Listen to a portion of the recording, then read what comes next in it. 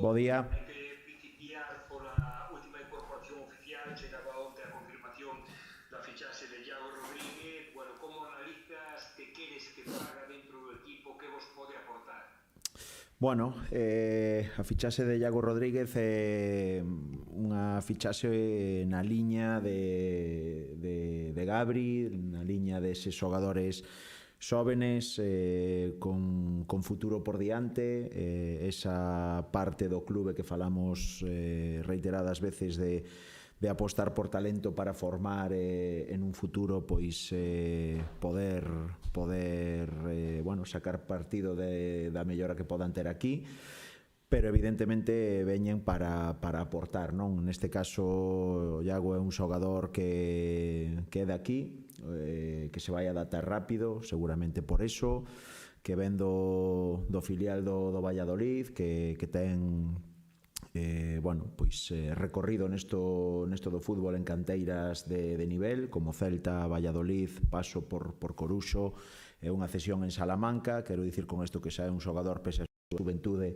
que xa ten certa experiencia bueno, en segunda ref, e tamén é un xogador que ven de ter dinámica de primeiro equipo no Valladolid, non? Bueno, con todo isto, Iago é un xogador, un lateral sub-23, que era un pouco o que buscábamos, e ten ese un perfil deportivo, por dicirlo de alguna maneira, máis de recorrido, máis de carrileiro. Si algo destacamos por encima de todo de Iago é seguramente a súa potencia física e a súa parcela defensiva, que creo que é o seu principal potencial agora mesmo, é o que máis nos pode aportar desde o primeiro momento. Viste, terá pouco máis de 72 horas para que remate o plazo de fichaxes e ata donde poidas contar, esperas máis movimentos de saídas ou de entradas? Bueno, non o sei. Si é certo que hai hasta o final de mercado hai posibilidade de tanto de entradas como de saídas, pero bueno, de momento, ca chegada de Iago, a día de hoxe, que eu saiba desde o club, non hai nada cerca, nin entradas nin saídas, en ese sentido pois entendo que tamén a medida que van pasando as horas e os minutos, pois vai a ser hacia o final deste mercado, pois seguramente que haya cambios en horas ou dun momento para outro, porque ao final todo se acelera, como ben sabedes. Pero como está o plantel a nivel de estado físico do equipo, míster? Porque outro día houve baixas, a de Nico Reñero, de Chus Albas, a Clara Sánchez en Avilés, que fora por decisión técnica por mor de lesións. Bueno, como tes o equipo esta semana, agás da baixa confirmada xa de Teo, claro, do segundo partido de sanción? Sí, bueno, de Teo é por sanción, evidentemente, a nivel lesións, Chus Alba, Nico Reñero, problemas musculares, e bueno, a falta do adestramento de mañán, temos todavía que mirar como está a xente, pero en principio, bueno, Iago foi de convocatoria a semana pasada, xogou os últimos 5-8 minutos cando quisemos pasar esa liña de 5, pero a realidade é que todavía non está ao 100%. Vamos a esperar a mañán a ver si contamos con el ou non, e do resto, en principio, pois estarían todos dispoñibles. Bueno, antes de falar do partido futbolísticamente, hai que salientar tamén o ambiente que hai nos Lugo Ponferradina, non? Van camino dos 60 adestamentos e enfrontamentos casi xa, rivalidade hai, evidentemente non é galega, pero sí que rivalidade hai. 4.400 xareiros hubo o día do Racing Club Ferrol, máis de 250 outro día en Avilés. Bueno, a afición parece que vai medrando. Que esperas da resposta do domingo? Bueno, pois que continúe, desde logo que creo que o previo ao partido creo que se dan todos os alicientes para ver unha boa entrada. Creo que é un partido por moitos sentidos, ese derbi de proximidade, esa, bueno, pois o que ti dis, ese 60 enfrentamentos anteriores. Creo que os momentos nos que están os equipos agora mesmo, creo que bueno, que xa no partido de ida pois nos acompañaron preto de 200 persoas en Ponferrada, fixéronse notar e sentir. Outro día, como ti ben dixen, Avilés 250, o día de Arenteiro en Carballiño tamén un bo número de aficionados que se moveron, e o Gallá este fin de semana pois no momento no que estamos, pois que a xente responda, non? E creo que bueno, que de ser así, pois seguro que o equipo vai a responder, e bueno, esperando que o que todavía non se deixara caer polo Anxo Carro que o faga este fin de semana, e que o Gallá fagamos un bo partido para enganchar a esa xente, que cada vez sean máis. Bueno, como é a Ponferradina Deportiva de Belinazzi, mister? Porque empezou evidentemente con dificultades, non gañou no primeiro mes, pero agora leva 3 triunfos consecutivos sin encaixar, evidentemente un período de adaptación lógico ás súas ideas por parte do plantel, pero parece que isto xa o están consolidando, non? Sí, bueno, pois creo que ese é un pouco a idea do que esta Ponferradina, non? O resumo acabas de facer perfectamente. Creo que a nivel defensivo deron un paso adiante, creo que un equipo agresivo, sin balón, creo que un equipo que se fai forte desde esa parcela, desde a parcela defensiva, e despois que creo que ten uns homes, unhas individualidades, sobre todo de medio campo hacia adiante, creo que de moito nivel dentro da categoría, e a realidade é que neste último mes pois están competindo moi ben, mostra deso é bueno, pois o salto que deron na clasificación, tanto a nivel de números como o que digo sempre, cando os analizas, cando os ves, pois a sensación que dá é de que é un equipo complexo de batir. Que tipo de partido esperas? Igual de moito modo de traballo, non? Fútbol físico de contacto, de moitos duelos, o que falabas a pasada semana de plan A, plan B, bueno, pois tanto un Carballiño como outro día en Avilés, sin estar o campo ben, funcionouche perfecto o plan B. Non sei que tipo de partido esperas diante do Conxunto Bercián. Sí, bueno, pois un pouco eso, non? Todo o que lle analizamos neste período que leva o novo adestrador, pois a realidade é que sempre te quedas cos 4 ou 5 últimos, non? Cando analizas eses 4 últimos partidos, ves que tanto na casa como fora é o mismo guión, non? Un equipo agresivo, un equipo que defensivamente está moi ben asentado no campo, e despois que bueno, xa anteriormente da chegada do actual adestrador sacaba moito rendemento do balón parado, e sigue nesa liña, non? Mismamente a semana pasada pois consigue os 3 puntos en Guadalajara nunha acción a balón parado. Polo tanto, sí, espero un partido complexo, un partido de moita igualdade, seguramente pois que vaya na liña do que ti plantexas, de moito duelo individual. Vamos a ver que tempo nos acompaña a fin de semana, como está o terreo de xogo, que a realidade é que, bueno, adestramos onte aquí no Anxo Carro e parece que está ben, pero, bueno, vamos a ver si as chuvias nos permiten pois ter o campo como habitualmente o temos, porque vai ser importante para nós. Bueno, o equipo xa con 2 victorias consecutivas fora e a regularidade do Anxo Carro enganchouse a parte de arriba. Ti comentaches varias veces que non expresa en entrar neses 5 primeiros. De todas formas, o Lugo xa está na pelexia, e levades somente 2 derrotas nos últimos, creo que 16 ou 17 partidos. Bueno, isto indica algo, imagino.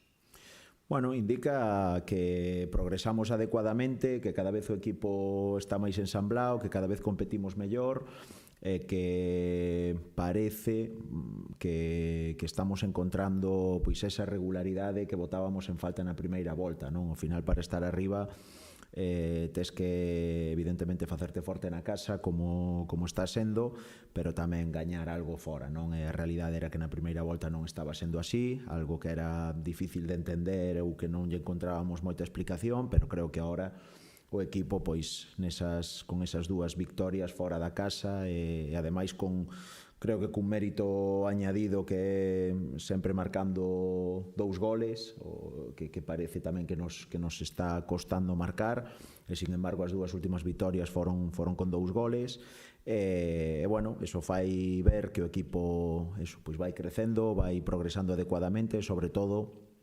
que tanto a nivel colectivo como a nivel individual os xogadores empezan a ser esas fichaxes, non, que se fixeron en xuño e que empezan a dar o nivel, empezamos a ser ese equipo.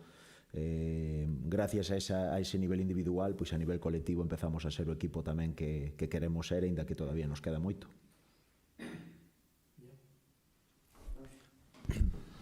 Hola, Iago. Hola. Buenas tardes. Enhorabuena por la victoria en Avilés. ¿Qué crees que ha mejorado el equipo? ¿En qué tipo de ajustes, de mejoras ha tenido para estas 4 victorias en 5 jornadas? Bueno, yo creo que un poco lo que acabo de decir a tu compañero, el crecimiento a nivel individual, creo que cada vez los jugadores están en mejor estado de forma a nivel individual y eso hace que el colectivo pues se vea reforzado y se vea mejorado. El fútbol depende un poco de cómo lo quieras ver. Hay gente que lo ve desde lo individual a lo colectivo y otra gente que lo ve de lo colectivo a lo individual. Cualquiera vale, todo está dentro del mismo paquete, pero bueno, yo creo que dentro de nuestra idea futbolística lo colectivo es fundamental, el acoplarnos, lo que hablamos siempre de conocernos, pero si a nivel individual no estás bien, pues todo lo demás pasa a un segundo plano. Creo que estamos en un momento en el que se está acoplando todo está equilibrado y eso hace que el equipo bueno, pues esté rindiendo al nivel que está rindiendo ahora. ¿Y en qué momento del proceso de adaptación están tanto Alex Gallar, que ya ha jugado 2 partidos, el último como titular, y Gabri Costa, que evidentemente son perfiles diferentes, tanto demarcacionales como en cuanto a su edad? Bueno, pues creo que lo hablamos en el momento en que llegaron, un poco cuál era la situación de uno y de otro. En este caso Gallar es un jugador que ya tiene experiencia, que viene de estar en activo en este fútbol español, que sabíamos que desde un primer momento nos iba a dar rendimiento inmediato.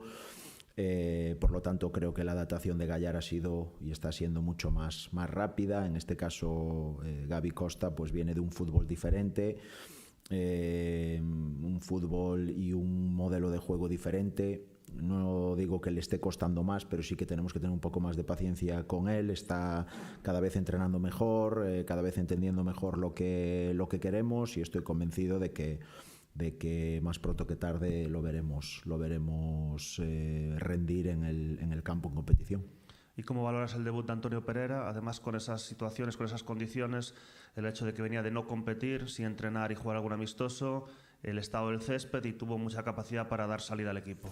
Pues fantástica, la verdad es que ha sido una adaptación en un partido, creo que un contexto más difícil, en el más difícil que podía entrar, un marcador igualado, un terreno de juego que desde luego era todo lo contrario a lo que pueden ser sus características, o un escenario en el que él pueda sacar a relucir sus características. Se ha adaptado perfectamente, ha dado continuidad al juego, ha dado soporte y bueno, gracias a eso pues también el equipo creo que en los minutos finales del partido de Avilés pues pudo jugar más en campo contrario, generar un poco más y de ahí viene la situación del córner que nos da la victoria.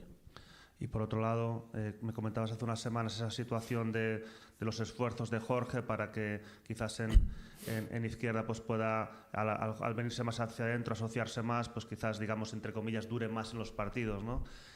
¿Cómo está siendo un poco ese proceso también de él, que en paralelo también está destacando mucho? Bueno, pues solo hay que ver los números y en los 2 últimos partidos ha jugado los 90 minutos. El partido y además, bueno, alternando ambas bandas en función de lo que el partido demandaba o los partidos demandaban en cada momento, tanto el día en casa Unionistas como el fin de semana pasado Avilés.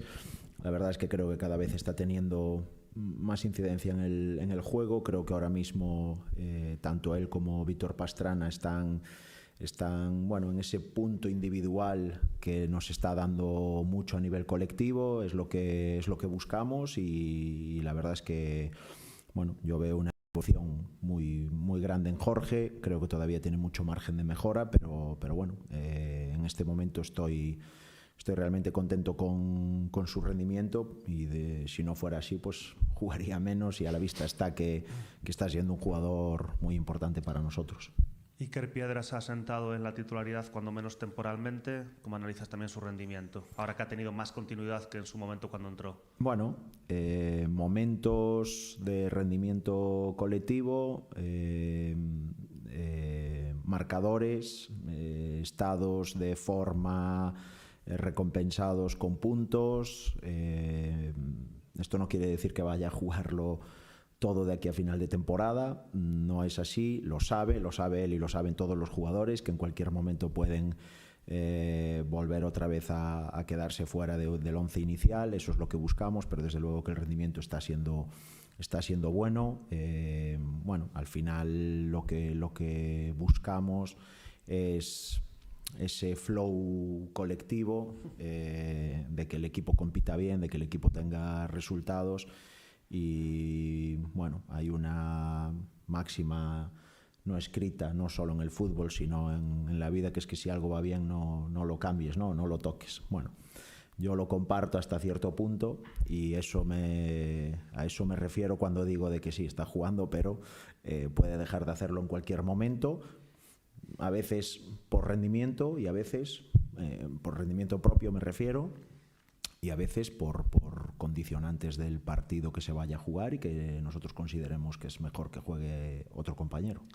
Y por otro lado, ha salido cedido Jon Merino, que tiene una temporada más de contrato, jugó un par de partidos.